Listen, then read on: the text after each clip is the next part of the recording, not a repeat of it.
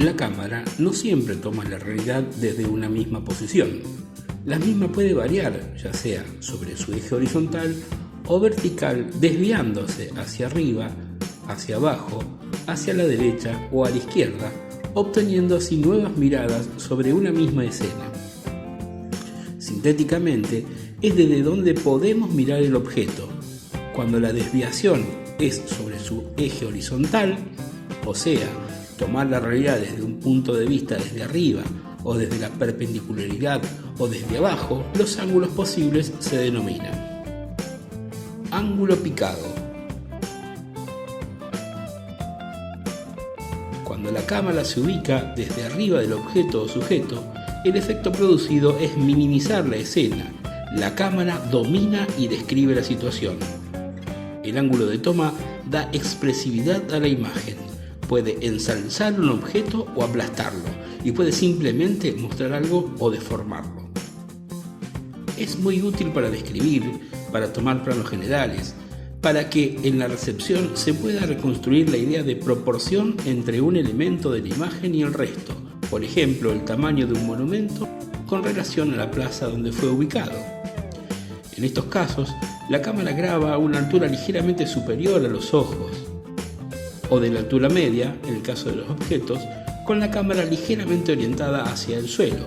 Se utiliza para transmitir al observador que alguien es inferior, inocente, débil, frágil, inofensivo o incluso para ridiculizar. El ángulo contrapicado. La cámara se ubica en una posición inferior con respecto al personaje u objeto y su efecto es realzar lo que encuadra.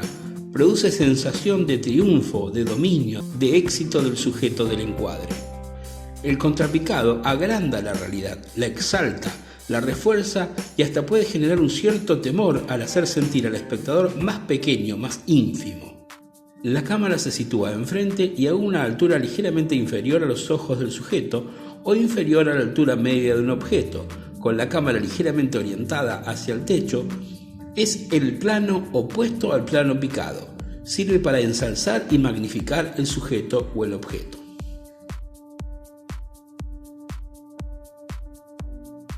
En el ángulo normal, la cámara se sitúa perpendicularmente al objeto o a la mirada del sujeto. Es el más común y logra empatía entre el espectador y el sujeto u objeto del encuadre. El ángulo normal es el que convencionalmente se considera a la altura de los ojos hacia la línea del horizonte. Es más informativo, más una forma real de representar algo.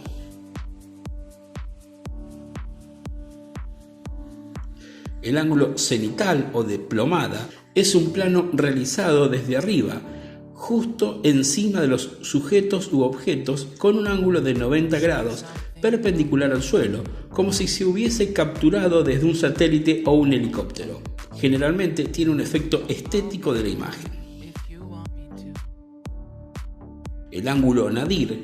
La cámara se coloca totalmente por debajo del sujeto con un ángulo perpendicular al suelo y se usa a nivel estético para dar dramatismo, interés a la escena o dar dinamismo a la acción. Cuando la desviación de la angulación de la cámara se produce sobre su eje vertical, la cámara se desvía gradualmente a la izquierda o a la derecha y podemos encontrar los siguientes ángulos. Ángulo frontal, cuando la cámara toma de frente al personaje u objeto, al igual que el ángulo normal, es de carácter empático. El ángulo 3/4 perfil o 45 grados es cuando la cámara se desvía hacia la derecha o hacia la izquierda aproximadamente a 45 grados del ángulo frontal. Esto le da al rostro o le otorga a las figuras tomadas mayor volumen y profundidad. El ángulo medio perfil o lateral, la cámara se desvía 90 grados de su frontalidad, tomando lo que comúnmente se denomina perfil o lateral. La cámara está a un lado del sujeto. En este plano vemos la expresión de ensimismamiento del personaje e intuye que algo terrible está a punto de suceder y se dirige a su destino. El plano posterior o plano dorsal, cuando la cámara se desvía 180 grados y nos devuelve una visión posterior del objeto o del sujeto enfocado, también llamado plano semisubjetivo. nos explica que ve al protagonista pero incluyéndolo. Nos confirma nuestro rol de espectadores, no de posibles protagonistas. También nos da un poder sobre los sujetos. Nosotros vemos, pero aquellos a nosotros no. Es típico de las películas de miedo, cuando están a punto de atacar a una persona por detrás. El ángulo o plano escorzo es uno de los planos más utilizados en el cine para las conversaciones entre dos personas. Incluye al sujeto protagonista de cara y el sujeto que escucha de espalda y enfatiza al sujeto que tiene la acción en ese momento, por ejemplo, la de hablar. La cámara se sitúa detrás del sujeto filmando en 45 grados. Además de estos tipos o ángulos que hemos visto y que tienen en cuenta la altura, existen otros tipos. Por ejemplo, el plano holandés, también llamado plano aberrante. En este caso, la cámara está inclinada a unos 45 grados y comunica al espectador un efecto de inestabilidad. A la vez sirve para dar dinamismo a la escena.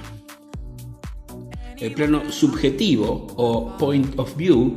En este plano nos referimos cuando queremos ver desde los ojos de alguien.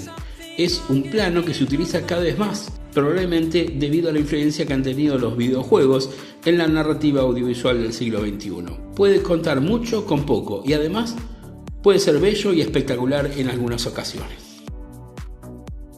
Plano objeto o plano objetual. El llamado plano objetual sería una variante del plano semisubjetivo. El concepto es el mismo, la diferencia es que se trata de objetos y no de personas.